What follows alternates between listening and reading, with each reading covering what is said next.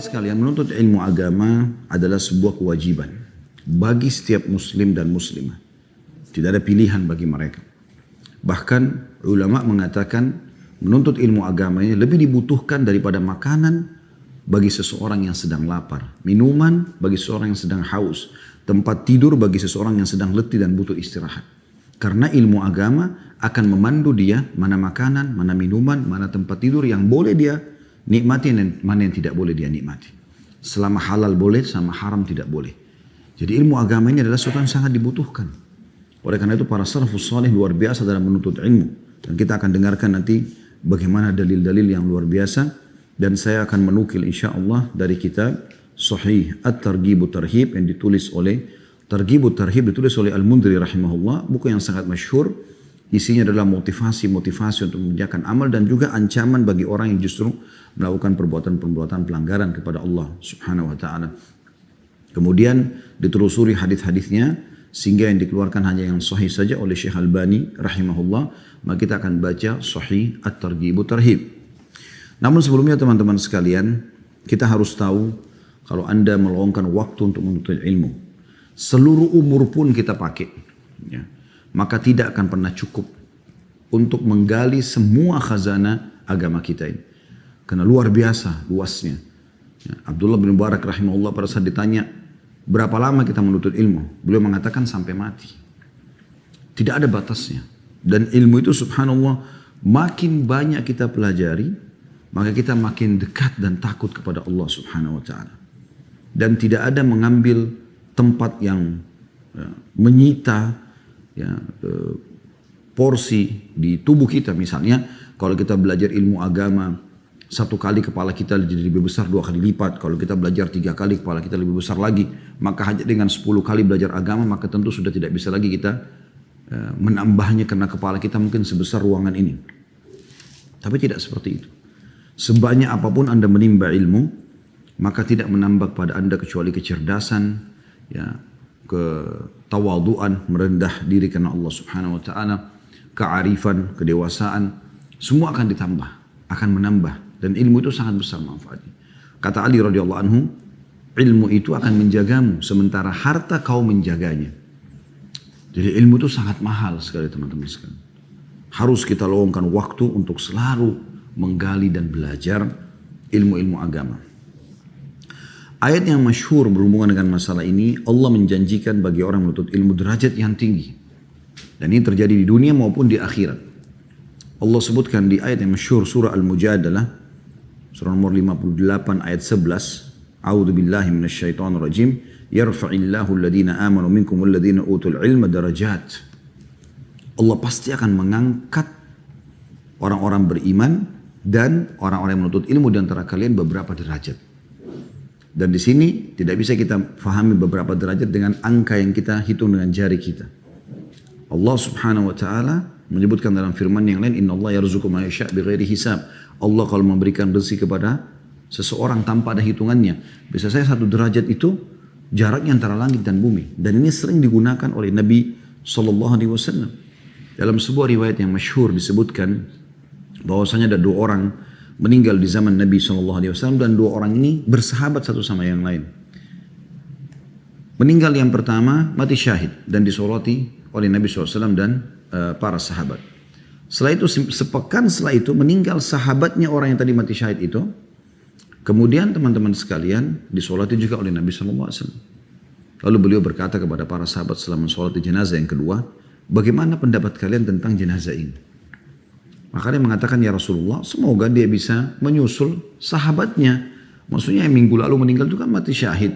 Semoga saja dia bisa bersama dengan orang itu. Karena mereka berkeyakinan orang yang pekan lalu meninggal itu lebih baik gitu. Dan kebetulan mereka punya umur yang sama.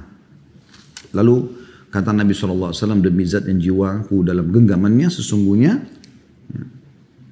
orang ini, ditunjuk orang yang baru disolati tadi, dibandingkan dengan yang pekan lalu meninggal dunia, jarak derajatnya antara langit dan bumi. Kenapa? Karena dalam sepekan itu dia sempat sholat Jumat, dia sempat sholat 5 waktu, dia sempat berzikir, dia sempat baca Quran. Itu sudah cukup untuk membedakan derajat dengan yang meninggal sepekan yang lalu. Sementara umur mereka sama. Teman-teman sekalian, Allah subhanahu wa ta'ala menyebutkan banyak sekali dalil-dalil, tapi kita akan fokus lebih banyak membacakan dari hadis-hadis Nabi SAW, maksudnya adalah melalui lisan Nabinya Muhammad SAW tentang masalah indahnya menuntut ilmu ini. Jadi ilmu itu indah sekali teman-teman. Kalau Anda betul-betul ikhlaskan niat dalam menuntut ilmu tersebut, Anda akan merasa seperti orang yang ketagihan. Saya sudah temukan beberapa orang ikhwah kita, subhanallah, saya ingat betul saya isi pengajian di satu tempat, mereka ada. Kemudian saya harus pindah dengan jarak hanya setengah jam saja ke tempat yang lain, mereka sudah ada lagi di sana. Dalam satu hari sebelum pandemi bisa 4-5 kali taklim, maka mereka bisa menghadiri semuanya. Karena mereka sudah merasa nyaman sekali dari ilmu ke ilmu dan rasanya tidak pernah cukup untuk belajar. Dan memang begitu sifat orang mukmin. Dia akan terus mengejar ilmu. Abu Yusuf rahimahullah, salah satu murid utamanya Abu Hanifah, itu pernah berselisih pendapat dengan salah satu temannya tentang masalah salah satu hukum warisan, ya, tentang kedudukan kakek yang belum jelas statusnya. Intinya setelah berselisih pendapat dan berpisah, karena zaman dulu tidak ada telepon kayak kita sekarang, tidak ada media, maka apa yang dia lakukan? Abu Yusuf merasa setelah berpisah kayaknya temannya ini yang benar gitu. Dia mau kontak, kemana orang ini? Tidak bisa gitu, nggak tahu. Sampai Abu Yusuf sudah sampai pada umur yang sangat tua dan sakit keras mau meninggal dunia, rupanya temannya itu mendengar dan dia pun datang. Temannya datang. Begitu masuk ke dalam kamar Abu Yusuf yang sudah diranjang kematiannya, maka Abu Yusuf terlihat gembira sekali. Lalu mengatakan, selamat datang saudaraku, sekian tahun saya mencarimu. Kata temannya, ada apa? Dia bilang, kau ingat gak sekian tahun yang lalu kita pernah berselisih pendapat dalam hukum ini dan hukum itu? Kata temannya, iya. Dia bilang, setelah kau pergi baru saya tahu ternyata kau yang benar. Maka tolong ajarkan kepada saya ilmu itu. Maka temannya mengatakan, wahai Abu Yusuf, kau sudah sakit parah, umurmu sudah sangat tua, kenapa kau gak syahadat? Mungkin ajal datang. Kata Abu Yusuf, saya sudah syahadat. Demi Allah saya meninggal dalam kondisi mengetahui ilmu itu lebih saya cintai daripada saya meninggal dalam kondisi saya tidak tahu. Maka di ranjang kematian, sudah sakit parah, sudah sangat tua, Abu Yusuf pun mulai menghafal dalil-dalil dari temannya tersebut. Kata temannya, begitu selesai menghafalnya semua, Abu Yusuf berterima kasih, kemudian dia bilang, saya beranjak berdiri, begitu saya tiba di pintu rumahnya, keluarganya menangis karena Abu Yusuf meninggal dunia. Subhanallah, sampai detik terakhir ajalnya masih belajar. Masih belajar. Juga saya berbagi teman-teman, bagi Anda, wali, guru, apa yang luput dari kita? Mungkin kita belajar agama setelah umur kita sekian tahun gitu kan.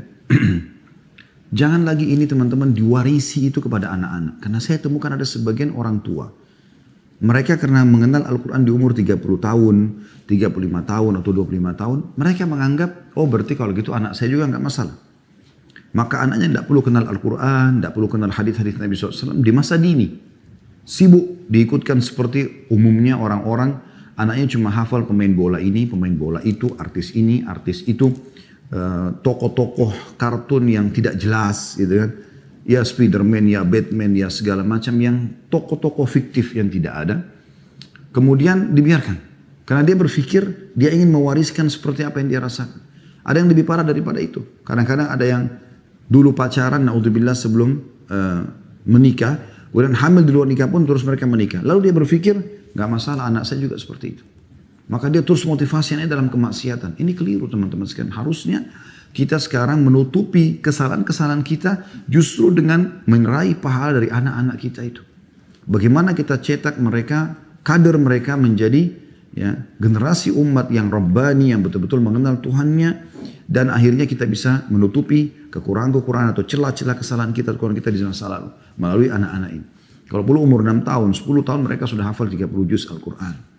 Dan ingat teman-teman, jangan pernah menjadikan tolok ukur kemampuan anak-anak dengan tolok ukur kemampuan kita. Maksud saya begini, pernah ada satu lembaga sunnah juga datang kepada saya lalu mengatakan, Ustadz kami mau minta saran. Kami rencana SD yang kami buka ini per tahunnya akan ada hafalan wajib bagi siswa dan siswi 5 juz. Maka dalam 6 tahun tamat SD mereka sudah hafal 30 juz. Artinya targetnya umur 12 tahun hafal 30 juz. Terus saya bilang, bagus sekali. Masya Allah, sebuah prestasi yang bagus. Kemudian dia mengatakan, tapi kira-kira Ustaz, apakah siswa-siswa kami mampu? Saya langsung subhanallah timpali masalah, saya mengatakan, itulah permasalahan kita teman-teman sekalian. Ikhwah sekalian, permasalahan kita itu. Kita selalu menjadikan tolak ukur kemampuan anak-anak dengan kemampuan kita. Cobakan saja kepada mereka. Dan dalam 1 tahun 5 juz bukan hal yang berat. Dan anak-anak itu potensinya besar sekali.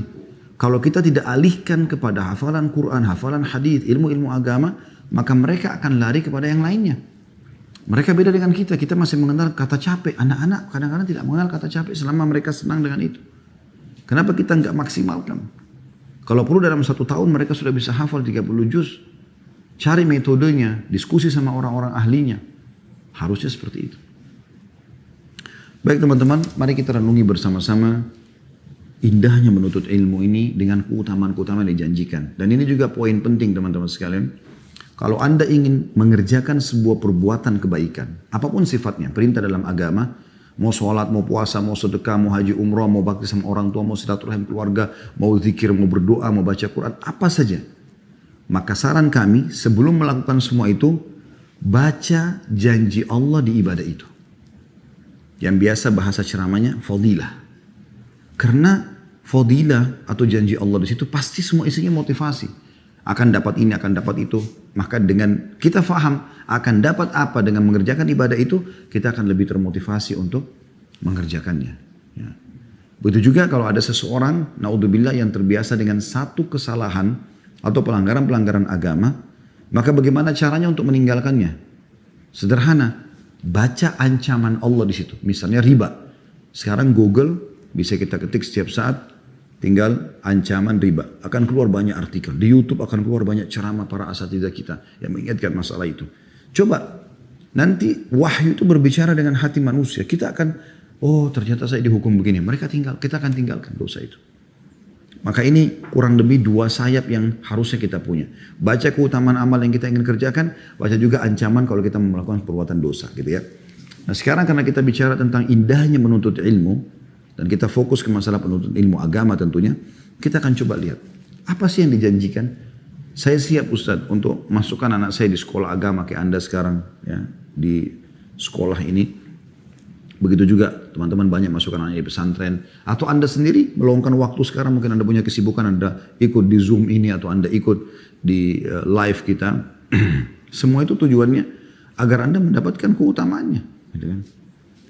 Yang pertama, diangkat oleh Al-Mundhiri rahimahullah dan ditelusuri hadisnya oleh Albani rahimahullah, dan beliau menyatakan sahih, yaitu hadis dari Muawiyah radhiyallahu anhu. Dia berkata, Rasulullah sallallahu alaihi wasallam bersabda, "Man yuridillahu bihi khairan yufaqqihu fid din." Barang siapa yang Allah inginkan kebaikan untuknya. Makna kebaikan, kebaikan di seluruh lini kehidupannya, dunia dan akhirat. Itu maknanya. Siapa yang Allah inginkan kebaikan baginya di seluruh lini kehidupannya, dunia dan akhirat, maka Allah akan berikan dia pemahaman terhadap agama. Coba Anda fahami makna khairan di sini. Ini bukan main-main. Betul-betul kebaikan seluruhnya. Orang kalau belajar agama teman-teman sekalian, dan Allah mudahkan dia memahami, menghafal, mengamalkan, kita temukan orang ini dari manfaat ke manfaat yang lain. Tidak ada waktu untuk buang hal-hal atau membuang waktu pada hal yang kosong. Yang dia pikirkan dari doa ke zikir, zikir baca Quran ke majelis ilmu, dari silaturahim keluarga, jenguk orang sakit, bolak-balik dari detik ke detik, sangat mahal waktu dia untuk dia kejar supaya dia mengisi dengan amal-amal saleh. Semua itu karena pemahaman terhadap agama. Maka Allah berikan dia kebaikan di seluruh lini kehidupannya. Dan ada satu persepsi yang perlu kita luruskan, sekaligus dijawab oleh hadis ini teman-teman sekalian. Saya sering dengar dulu, waktu saya masih kecil kan, belajar agama nanti susah kerja. Bahasa susah kerja ini nanti akhirnya mau makan apa, ya? Mau berikan nanti istri atau anak apa gitu kan. Apakah orang belajar agama itu bisa punya rumah, bisa punya mobil? Ini tertanam benar itu. Sehingga banyak orang tidak mau masukkan anaknya ke sekolah-sekolah agama. Subhanallah. Saya punya pengalaman pribadi teman-teman sekalian. Hanya berbagi saja. Saya dulu di kota Madinah, alhamdulillah, kurang lebih 7 tahun ya, SMA sama S1 waktu itu. Tapi di tahun 93 harusnya saya sudah masuk S1 pada saat itu di kuliah dakwah. Tapi saya sempat mengambil cuti akademik waktu itu, sehingga saya tertunda 1 tahun. Ya. Tahun 94 baru saya masuk kuliah sehingga 98 selesai. Nah, di 93 sampai 94 saya sempat pulang ke kota Makassar dan saya sempat masuk ke Fakultas Ekonomi. Dan saya ambil jurusan manajemen. Waktu itu subhanallah, dengan izin Allah SWT prestasi alhamdulillah. Saya sempat berpikir, kalau di negara Arab saja dan bahasa Arab saya bisa dapatkan prestasi yang bagus, kenapa di bahasa Indonesia tidak gitu. Maka saya menulis makalah dengan semangat segala macam gitu ya. Subhanallah, berjalan beberapa bulan sampai datang panggilan kami kembali untuk kuliah ke Madinah. Sempat saya pertimbangkan, apakah saya lanjutkan kuliah ekonomi saya, sehingga saya sudah punya jurusan, saya sudah punya pengetahuan agama di SMA kemarin di Madinah, kena semua bahasa Arab, belajar tafsir, belajar usul fikih, belajar fikih segala macam. Kemudian sekarang umum, atau memang saya sekaligus terjun ke agama. Waktu itu sempat saya bimbang mana yang saya pilih. Ini saya bicara apa adanya pada saat keadaan itu ya. Dengan izin Allah dan terus saja saya syukuri, alhamdulillah keputusan pada saat itu adalah saya kembali ke Madinah. Alhamdulillah. Sehingga akhirnya saya kembali dan saya belajar ilmu agama lebih dalam. Itu pun masih sangat haus, masih sangat kurang. Saya merasa seperti sangat kurang sekali yang dimiliki. Setelah belajar selesai alhamdulillah saya terus syukuri. Ternyata belajar agama itu alhamdulillah, punya kesempatan sholat di Masjid Nabawi, punya kesempatan hafal berapa juz Al-Quran, punya kesempatan belajar di hadis-hadis, punya kesempatan ketemu dengan para ulama, majelis mereka dan segala macam hal. Andai saja saya pada saat itu melanjutkan kuliah ekonomi dan saya lulus S1 misalnya, maka saya mungkin jadi pegawai di sebuah perusahaan yang umumnya seperti teman-teman tamat gitu. Dan saya ingin berbagi alhamdulillah, justru saya dengan jurusan agama teman-teman sekalian, saya pulang, saya tinggal mendalami beberapa hal yang saya perlukan, seperti misalnya bahasa Inggris, saya tinggal ambil kursus, bayar, selesai. Masalah manajemen sendiri saya lanjutkan pada saat itu, bahkan di S2 saya sempat masuk di manajemen pendidikan, kemudian saya coba dalami, alhamdulillah bisa, selesai. Kemudian juga yang lainnya, ya, apa saja yang perlu kita dalami sekarang bisa kita kursuskan dan semua bisa kita dapatkan. Dan alhamdulillah bifadlillah azza wa jal, ya, yang telah membukakan buat kami, akhirnya kami punya perusahaan, punya banyak dan sekarang tidak kurang dari 115 sampai 117 orang pegawai yang bisa bersama kami.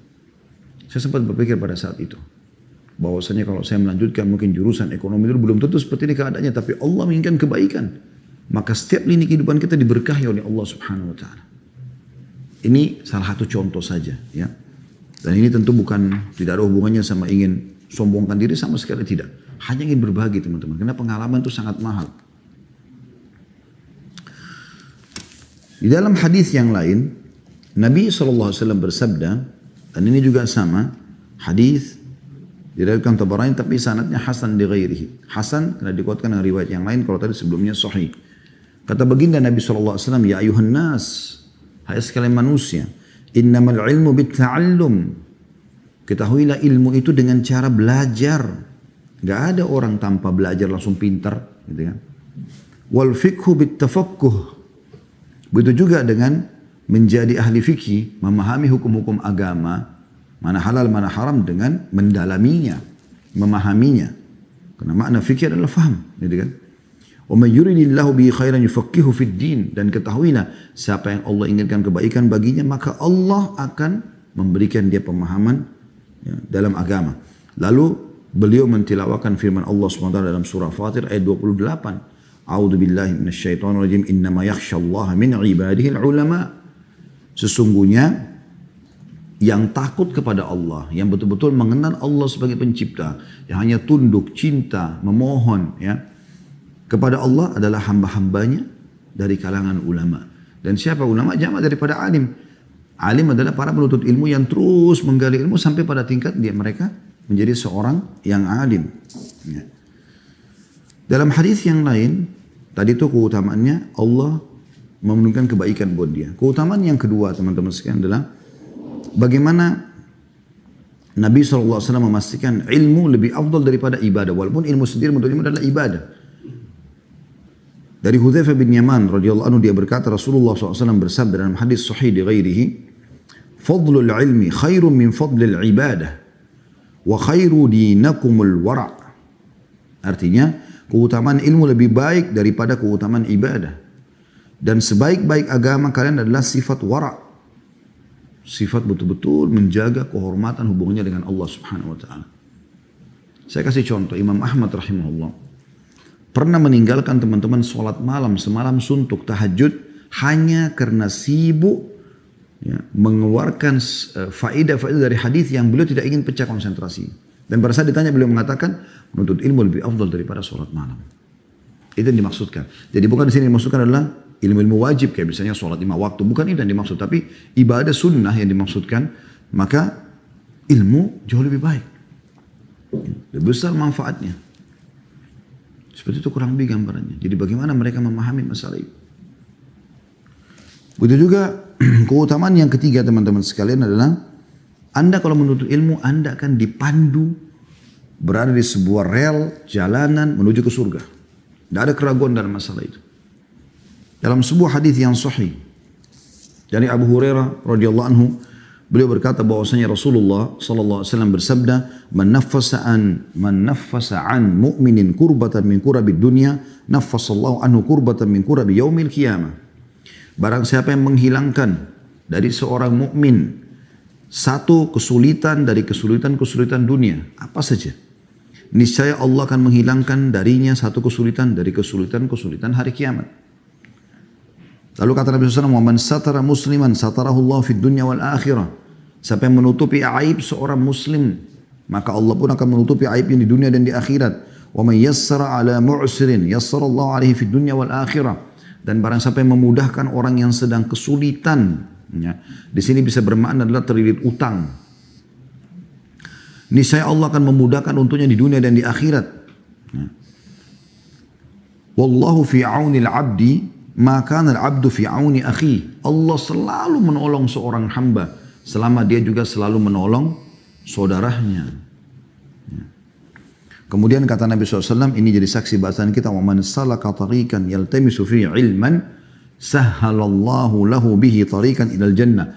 Barang siapa yang Allah mudahkan meniti sebuah jalan menuntut ilmu, maka Allah sudah mudahkan jalan baginya menuju ke surga. Karena dia sudah tahu untuk ke surga adalah beramal soleh, dan dia sudah tahu, dia pelajari, dia hafal jenis-jenis ibadahnya, perintahnya, dan juga dia kejar keutamanya serta meninggalkan apa yang dilarang, gitu kan? Kemudian kata Nabi SAW, "Wa majtama'a qaumun fi baitin min buyutillah yatluna kitaballahi wa yatadarasunahu bainahum illa haffathumul malaikah wa nazalat 'alaihimus sakinatu wa ghashiyatuhumur rahmah wa dzakarahumullahu fi man 'indah wa man batta'a bihi 'amaluhu lam yusri' bihi nasabu." Kata Nabi SAW, barang siapa atau tidaklah satu kaum berkumpul di salah satu rumah Allah, masjid, mereka membaca kitabullah, Al-Quran, dan mengkajinya, ya, membedah makna ayatnya, ya, terjemahannya kalau kita di Indonesia juga, sebab turunnya, mengorek hukum-hukumnya, gitu kan. Di antara mereka, melainkan para malaikat meliputi mereka, melindungi mereka. Ketenangan turun kepada mereka. Anda tahu dalam majelis ilmu? Di sini saja sekarang mungkin Anda bisa rasakan kalau Anda ikhlaskan niat, walaupun kita berjarak teman-teman hanya melalui layar saja, Anda bisa rasakan bagaimana ada ketenangan, bagaimana dengan orang yang hadir langsung di majelis ilmu. Ya, kadang-kadang kami isi tablik akbar sampai 2 jam, 3 jam, Masya Allah, ikhwah kita dan akhwat kita tetap tenang, mereka menulis faedah, Allah berikan ketenangan. Kemudian kata Nabi SAW, dan rahmat Allah, karunia Allah akan menaungi mereka. Dan Allah menyebut-nyebut mereka kepada para malaikat yang ada di sisinya, sisi Allah SWT. Barang siapa yang diperlambat oleh amalnya, maka nasabnya tidak mempercepatnya. Siapa yang sengaja menunda-nunda kebaikan-kebaikan, maka tidak ada manfaatnya buat dia. Nasabnya tidak akan membantunya. Ya. Atha bin Abi Rabah rahimahullah, salah satu ulama tabi'in Itu teman-teman badannya kurus, kakinya pincang, matanya satu rusak, rambutnya keriting kecil-kecil. Matanya kanan itu rusak, subhanallah. Mungkin Anda tidak tahu cirinya. Kenapa kita sebutkan ini? Ulama menyebutkan karena untuk menunjukkan bagaimana kedudukan dia. Tapi dia menjadi seorang ulama karena ilmu. Dia menjadi seorang tokoh yang disegani bahkan sama khalifah di zamannya. Karena memang ilmunya memuliakan dia. Ilmunya memuliakan dia. Tidak ada teman-teman yang bisa memuliakan orang seperti memiliki ilmu agama. Ya. Ini Abu Yusuf juga punya sebuah kisah muridnya Abu Hanifah. Pada saat awal-awal dia menuntut ilmu dan dia terus giat menuntut di dalam majelisnya Abu Hanifah rahimahumullah semuanya. Maka Abu Hanifah tersenyum lalu mengatakan, "Hai Abu Yusuf, kalau kau terus tekuni ini apa yang sedang kau pelajari dengan saya, maka demi Allah nanti kau akan duduk di singgasana para raja dengan memakan makanan khas mereka." Ya, subhanallah saya lupa namanya. Ya, ada makanan khas mereka disebutkan gitu ya. Dan itu memang makanan hanya dimakan oleh para raja-raja. Gitu. Diadon dengan bahan-bahan yang mahal dan susah buatnya gitu. Satu waktu setelah Abu Hanifah meninggal jauh, Abu Yusuf sudah mulai terkenal, ya, dipanggil sana sini. Dia dipanggil oleh seorang khalifah duduk dalam majelisnya. Pada saat lagi duduk, Abu Yusuf melihat ada seorang pelayan istana membawa makanan tersebut dan diletakkan di depan Abu Yusuf. Dan Abu Yusuf sedang duduk di singgasana bersama dengan khalifah.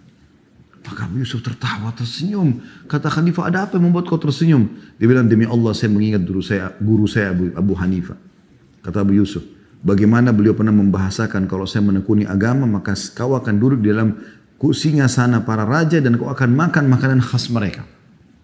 Dan sekarang Allah buktikan semua itu.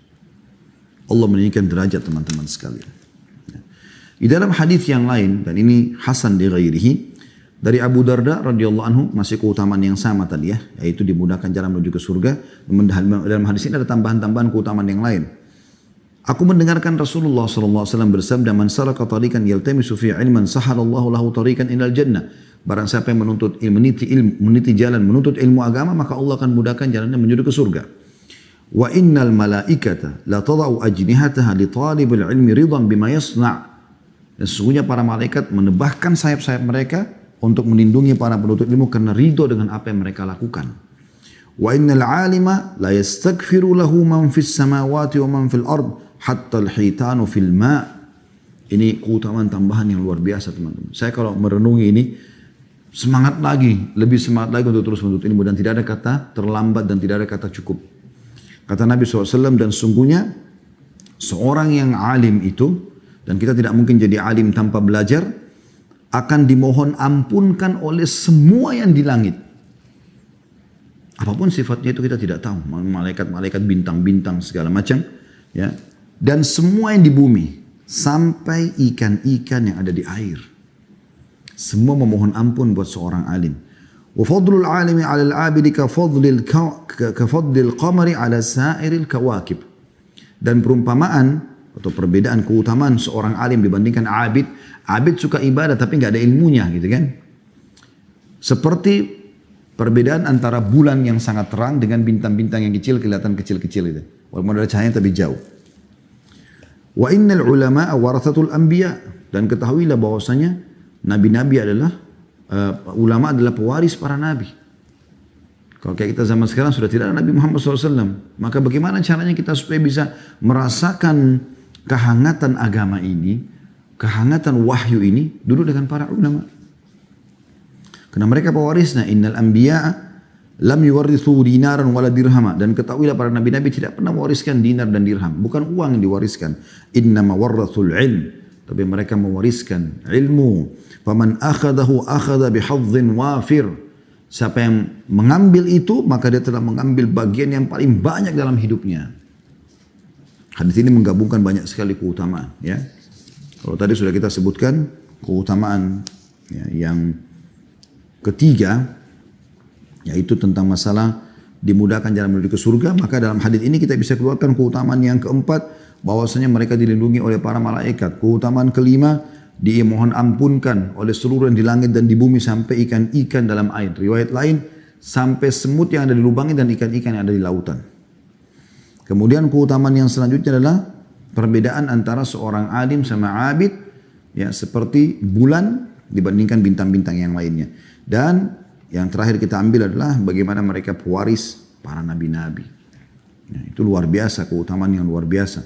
Jadi kita bisa bilang keutamaannya yang keempat tadi menuju ke surga, yang ketiga ya. Kemudian yang keempat adalah mereka dilindungi oleh malaikat. Yang kelima dimohon ampunkan oleh seluruh yang di langit dan di bumi. Yang keenam adalah mereka perbedaannya dengan abid adalah seperti bulan dibandingkan bintang-bintang lain. Ya. Yang ketujuh adalah mereka pewaris para nabi. Dan ini luar biasa gitu. Makanya Nabi SAW itu sangat gembira. Kalau ada para penuntut ilmu datang, maka beliau menyambut luar biasa. Dalam sebuah riwayat disebutkan, riwayat Hasan, dari Safwan bin Assal al-Muradi radhiyallahu anhu, dia mengatakan, "Ataitu an-nabiyya sallallahu alaihi wasallam wa huwa fil masjid muttaki'un ala burdin lahu ahmar." Aku pernah mendatangi Nabi SAW, beliau sedang berbahan di masjid dengan menggunakan jubah yang berwarna merah. Faqultu lahu ya Rasulullah inni ji'tu atlubul ilm. Maka aku pun berkata, wahai utusan Allah, aku datang khusus untuk menuntut ilmu. Ya. Faqala marhaban bitalibil ilm. Maka beliau langsung mengatakan, selamat datang. Ya. Berita gembira buat para penuntut ilmu. Ya. Kemudian beliau mengatakan, inna talibal ilmi tahuffuhul malaika, dalam kurung, au tudhilluhu bi ajniyatiha. Ketahuilah para penuntut ilmu terus dilindungi oleh para malaikat dengan sayap-sayapnya. Thumma yarkabu ba'duhum ba'dan hatta yablughus sama'ad dunya min mahabbatihim lima yatlub. Kemudian kata beliau, sebagian dari mereka menaiki sebagian yang lain, malaikat-malaikat tersebut ya. Sehingga mereka sampai di langit dunia karena kecintaan mereka terhadap apa yang sedang dituntut oleh penuntut ilmu itu. Dinukil sebuah kisah bahwasanya ada dulu orang yang mengolok-olok sebagian tabi'in menuntut ilmu ya. Apa itu katanya menuntut ilmu tuh ya, dilindungi oleh malaikat, lalu kemudian dia sentak-sentakan kakinya ke tanah sambil seakan-akan mengolok-olok. Kalau malaikat itu dia injak-injak sayapnya, maka tiba-tiba orang itu pun lumpuh ya. Ini tidak boleh diolok-olok. Kalau Anda tidak mau kerjakan itu urusan Anda pribadi, tapi tidak boleh seperti ini. Kemudian keutamaan yang bisa kita tambahkan di sini teman-teman sekalian, ya, yang ke-8 yang kita bahasakan ya, yaitu hadis Hasan di ghairihi dari Anas radhiyallahu anhu, dia mengatakan Rasulullah SAW bersabda, sab'un yajri lil abdi ajruhum wa huwa fi qabrihi ba'da mauti. Ada 7 perkara pasti akan sampai kepada seseorang setelah dia mati di kuburnya. 7 perkara. Yang pertama disebutkan man 'allama ilman. Ini luar biasa, dari 7 perkara yang terus mengalir bagi seorang di kuburannya adalah siapa yang mengajarkan ilmu. Ajarkan akhi. Sampaikan kepada orang-orang. Sampaikan minimal apa yang Anda ketahui. Tugas Anda, wahai para guru, para ustadz, ustadzah, ini mulia sekali Anda ajarkan kepada anak-anak itu. Anda sebagai wali atau orang tua, ajarkan anak-anak doa masuk kamar mandi, doa mau tidur, doa bangun tidur, doa mau makan. Lalu tidak butuh waktu yang lama. Saya kemarin lagi di mobil sama anak-anak dan istri keluar, gitu. Baru kemarin gitu. Dan ada anak-anak saya masih kecil-kecil, masih 3 tahun, ada yang 4 tahun. Terus saya mengatakan, mereka minta dibelikan mainan, saya hubungkan, saya baik. Saya akan berikan abati, saya bilang, saya dipanggil abati. Abati akan belikan mainan, tapi dengan syarat. Kalian harus menghafal 4 hal ini. Yang pertama, saya mengatakan takbir. Dan itu adalah Allahu Akbar. Kemudian yang kedua, tahlil. Itu adalah la ilaha illallah. Dan yang ketiga, tasbih. Itu adalah subhanallah. Yang keempat, tahmid. Alhamdulillah. Siapa yang hafal ini akan dapat hadiah. Juga ya harus dihubungkan takbir kalau kita lagi mau semangat. Allahu Akbar, semangat. Kemudian la ilaha illallah kapan ada hal-hal yang sampai yang meragukan ketuhanan Allah Subhanahu wa taala atau ada orang menyembah selain Allah. Misalnya ada orang mengatakan, ini saya jelaskan kepada anak-anak ya. Saya mengatakan kalau misalnya ada orang mengatakan, ayo kita minta kepada pohon, ayo kita minta kepada batu, ayo kita minta kepada bintang, matahari, maka ucapkan la ilaha illallah. Kemudian tasbih subhanallah. Kalau kita memuji Allah, kita memuji, kita melihat sesuatu yang mengagumkan. Kemudian tahmid, Kita bersyukur kepada Allah agar nikmat Allah tambah. Subhanallah, saya tidak sangka yang kita ajarkan itu hanya hitungan mungkin kurang dari 2 menit. Karena dihubungkan juga dengan hadiah yang mereka mau temukan, itu mereka hafal. Dan mereka terus saja mengatakan Allahu Akbar, takbir, la ilaha illallah, tahlil, terus saja mereka. Kenapa kita tidak maksimalkan teman-teman untuk mengajarkan mereka daripada kita duduk kosong, ajarkan sesuatu. Saya pernah temukan di lampu merah teman-teman sekalian, kalau saya lagi lewat ada anak-anak kadang-kadang mengemis di lampu merah. Saya tidak sia-siakan daripada mereka tepuk tangan, mereka menyanyi. Saya langsung buka jendela, saya mengatakan Assalamualaikum warahmatullahi wabarakatuh. Bolak-balik saya temukan begitu. Ada di antara mereka yang bisa jawab, ada yang mengatakan tidak bisa jawab. Tapi rata-rata anak muslim. Ada yang mengatakan Waalaikumsalam, ada yang mengatakan apa itu? Terus dia panggil temannya, ini, apa itu? Gitu. Dia kayak bertanya.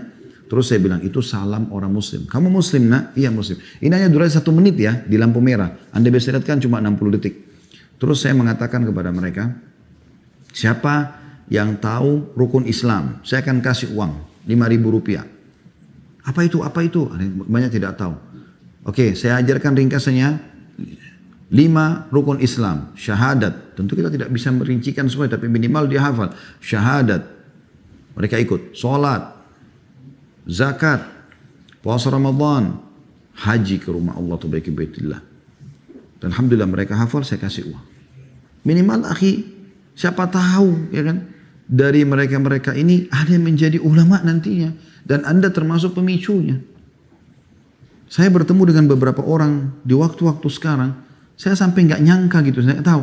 Dulu berapa tahun yang lalu awal saya kembali dari Madinah tahun 98, terus saya langsung pulang ke Makassar ngajar segala macam. Ada beberapa ikhwah yang memang saya tidak hafal semua lagi, ada kelas dulu kami ngisi mengajar, apa adanya yang Allah mudahkan ilmu, subhanallah.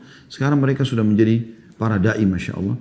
Saya sampai dikatakan oleh seseorang antara mereka, Ustaz antum lupa sama ana. Ya, iya akhi, ana nggak ingat. Gitu kan. Nah, dia seseorang yang dikenal gitu, terus kemudian dia bilang, ana dulu murid antum, di sini disebutkan satu lembaga. Oh, ana nggak ingat, afwan gitu.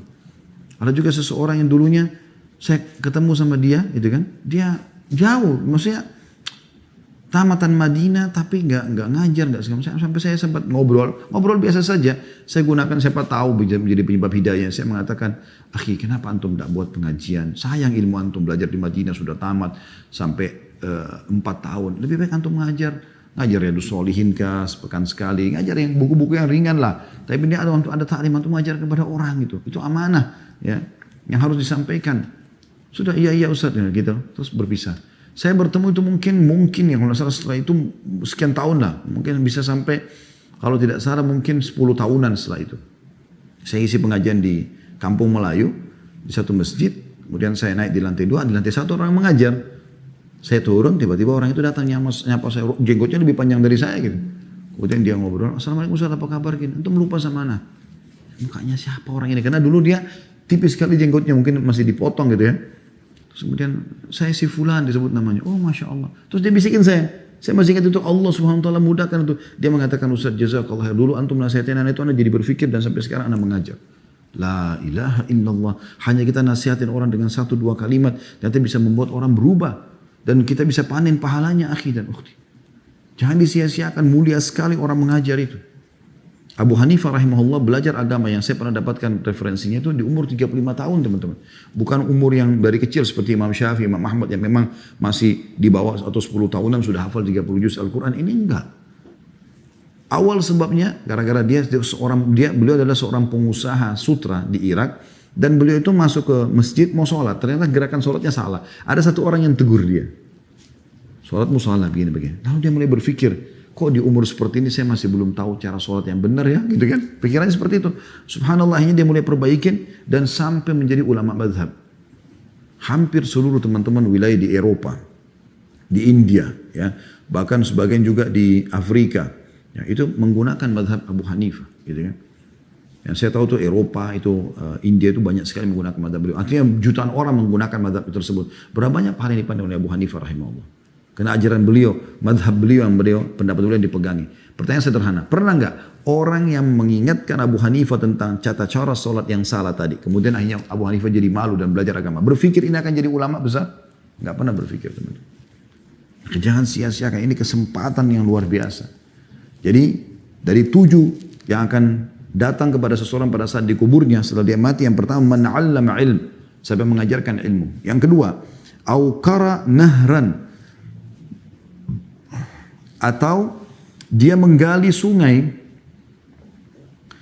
Kemudian au hafara bi'ran, atau dia menggali sumur untuk manfaat umum semuanya, pengedaran air ya. Au garasa nakhlan, atau dia menanam pohon kurma. Tentu boleh pohon-pohon yang lain yang bermanfaat juga Anda bisa, penghijauan ya. Kemudian au bana masjidan, atau dia membangun masjid. Au warratha mushafan, atau dia mewariskan mushaf.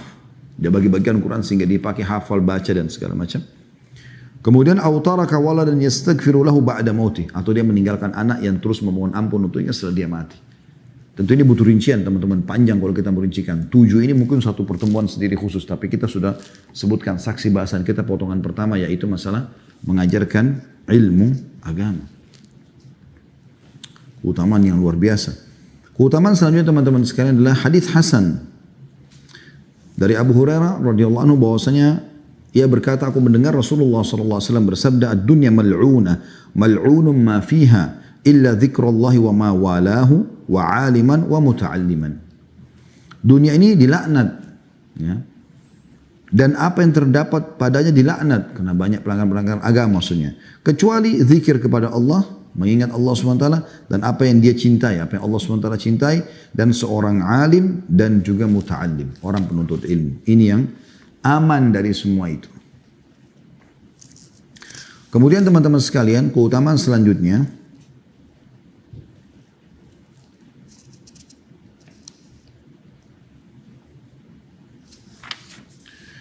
adalah hadis yang disebutkan dan ini hadis yang mulia sekali ya.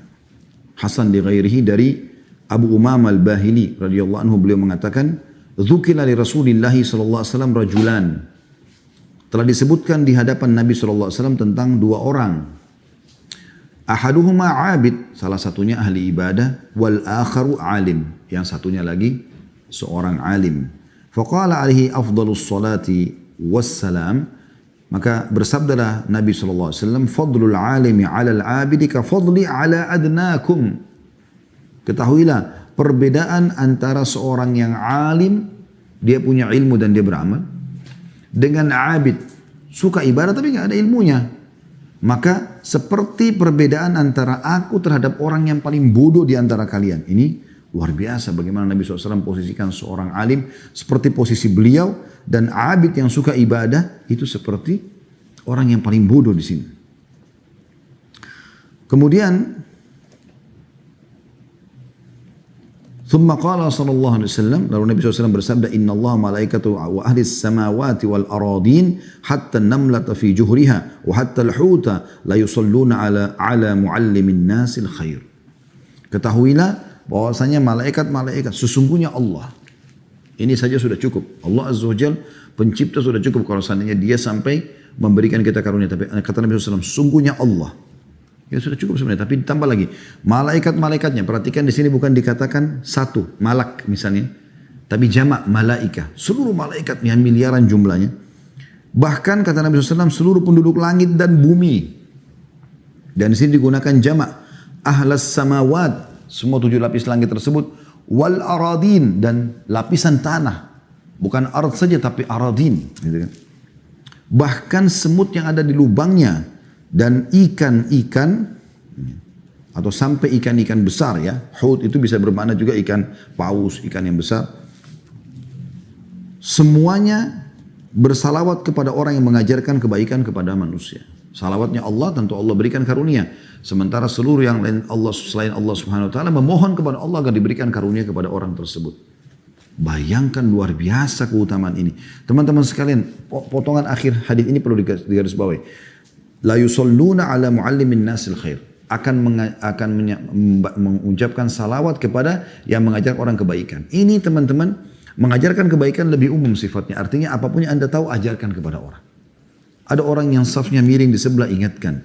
Ada orang yang sholat, gerakan sholatnya salah, ingatkan. Ada orang yang masih merokok, ada orang yang melakukan pelanggaran, ingatkan. Itu sudah mengajarkan kebaikan. Pada saat itu Anda langsung ya diberikan karunia oleh Allah SWT dan seluruh makhluknya Allah di langit dan di bumi memohon ampun buat Anda. Apa susahnya ngajarkan kebaikan seperti ini? Ini luar biasa gitu. Ya. Ada sebuah athar yang menarik di sini. Abu Hurairah radhiyallahu anhu ini hasan, tapi cuma dia mauquf. Mauquf itu cuma sampai sahabat ya. Pernah radhiyallahu anhu dikatakan annahu marra bisuqil Madinati fawaqafa 'alaiha faqal. Beliau pernah melewatin pasar Madinah lalu beliau berhenti di situ. Di pintu gerbangnya pasar Madinah, faqal, lalu beliau berkata, "Ya ahlas suq, wahai penduduk atau penghuni pasar ini," gitu. "Ma a'jazakum." Kata beliau, betapa lemahnya agama kalian atau betapa lemahnya kalian. Qalu wa ma dzaka ya Abu Hurairah. Lalu mereka mengatakan, apa yang Anda maksudkan wahai Abu Hurairah? Qala dzaka mirathu Rasulillah sallallahu alaihi wasallam yuqsam wa antum hahuna ala tadhhabuna fata'khuduna nasibakum minhu. Bagaimana bisa warisan Rasulullah SAW sedang dibagi-bagi sementara kalian masih di sini? Mengapa kalian tidak pergi ke sana dan mengambil jatah kalian darinya? Qalu wa aina huwa? Maka serentak orang-orang pasar ini, karena mereka berdagang, otaknya ini ke harta dunia. Tiba-tiba mereka merespon lalu mengatakan, di mana bagi-bagi harta warisannya Rasulullah itu? Yang mereka bayangkan mungkin pedang, perisai, mungkin apalah baju Nabi SAW dan seterusnya. Qala fil masjid. Kata Abu Hurairah, di masjidnya Nabi SAW. Fakharaju sira'an. Maka mereka pun meninggalkan pasar itu dengan berlomba-lomba. Ya. Wa waqafa Abu Hurairah lahum hatta raja'u. Abu Hurairah tunggu di pasar tersebut sampai mereka balik. Faqala lahum ma lakum. Maka Abu Hurairah bertanya pada mereka, ada apa dengan kalian? Faqalu ya Abu Hurairah, qad atayna al-masjida fadakhalna fihi falam nara fihi syai'an yuqsam. Mereka mengatakan, kami sudah pergi ke masjid wahai Abu Hurairah, kami enggak temukan ada sesuatu yang sedang dibagi-bagi. Faqala lahum Abu Hurairah, wa ma ra'aitum fil masjid ahada. Abu Hurairah mengatakan, apakah kalian tidak lihat siapapun di masjid? Siapapun yang sedang ada di masjid? Qalu bala. Mereka mengatakan, iya, kami lihat. Ra'aina qauman yusallun. Kami sempat melihat ada orang yang sedang sholat. Wa qauman yaqra'una al-Qur'an. Ada kaum juga yang sedang membaca Al-Quran. Wa qauman yatadzakaruna al-halal wal haram. Ada kaum juga, kaum ini 3 orang ke atas ya, yang sedang duduk membicarakan tentang hukum halal haram. Faqala lahum Abu Hurairah, waihakum fadzaka mirathu Muhammadin sallallahu alaihi wasallam. Sungguh celaka kalian ini. Itulah warisan Nabi sallallahu alaihi wasallam. Itu yang kalian luputkan, sibuk dengan urusan dunia sampai kalian lupa ini. Keutamaan teman-teman, mungkin saya akan sebutkan 2 keutamaan lagi karena melihat waktu kita akan coba buka pertanyaan insyaallah. Yaitu hadis Hasan Sahih dari Abu Umamah radhiyallahu anhu dari Nabi SAW, beliau bersabda, dan kita berharap mudah-mudahan keutamaan hadis ini kita bisa dapatkan walaupun kita berjarak seperti ini karena keadaan ya membuat akhirnya kita harus melalui media. Mudah-mudahan dengan niat innamal a'malu binniyat Allah berikan kita ini. Perhatikan, luar biasa teman-teman. Duduk sejenak, dengarin pengajian. Anda lagi sibuk pun, lagi aktivitas itu, tapi Anda coba dengarkan dengan niat supaya tidak kehilangan ilmu.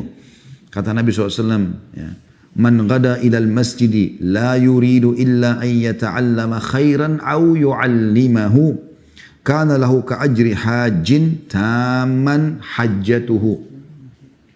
Barang siapa yang pergi ke masjid, dia tidak ingin kecuali belajar kebaikan atau mengajarkannya, belajar agama atau mengajarkan, maka dia meraih pahala seperti orang yang haji, di mana hajinya sempurna. Hajinya sempurna. Dan ini luar biasa ini, ya. Mendapatkan pahala haji, ya. Kemudian yang terakhir teman-teman sekalian adalah tentu banyak sekali keutamaannya. Kita kalau mau bahas bab ilmu ini luas sekali, tapi saya ingin menyampaikan beberapa karena waktu, jadi kita paskan insya Allah dengan ini, yaitu orang, keutamaan yang terakhir, orang yang pergi menuntut ilmu adalah seperti mujahid di jalan Allah. Disebutkan dalam hadis sahih diriwayatkan dari Abu Hurairah radhiyallahu anhu, dia mengatakan aku mendengarkan Rasulullah SAW bersabda, man ja'a masjidi hadza lam ya'tihi illa li khairin yata'allamuhu aw yu'allimuhu fahuwa bimanzilatil mujahidin fi sabilillah wa man ja'a li ghairi dhalika fahuwa bimanzilatir rajuli yanzuru ila mata'i ghairihi. Barang siapa datang ke masjidku ini, Nabi SAW waktu itu bersabda kepada para sahabat, makanya beliau sebutkan masjidnya. Tapi ini berlaku pada tempat manapun masjid yang kita menuntut ilmu. Dia tidak datang kecuali untuk belajar kebaikan atau mengajarkannya.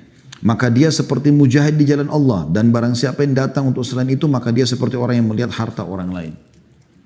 Saksi bahasan kita adalah, kalau orang datang niat menuntut ilmu, maka dia seperti mujahid. Mungkin di masa kita sekarang tidak semua titik ada jihad yang merupakan keutamaannya sangat besar gitu kan. Sampai pernah ditanya kepada Nabi SAW, kira-kira amalan apa yang bisa menyamai pahala jihad? Beliau mengatakan, saya tidak temukan gitu kan. Ya, ada tentu riwayat itu cukup panjang, tapi itu contohnya. Kemudian kita bisa dapatkan ternyata itu dengan menuntut ilmu. Bahkan ada sebagian ulama dinukil dari mereka yang mengatakan oretan tinta tulisan ulama itu lebih afdal daripada darahnya para syuhada.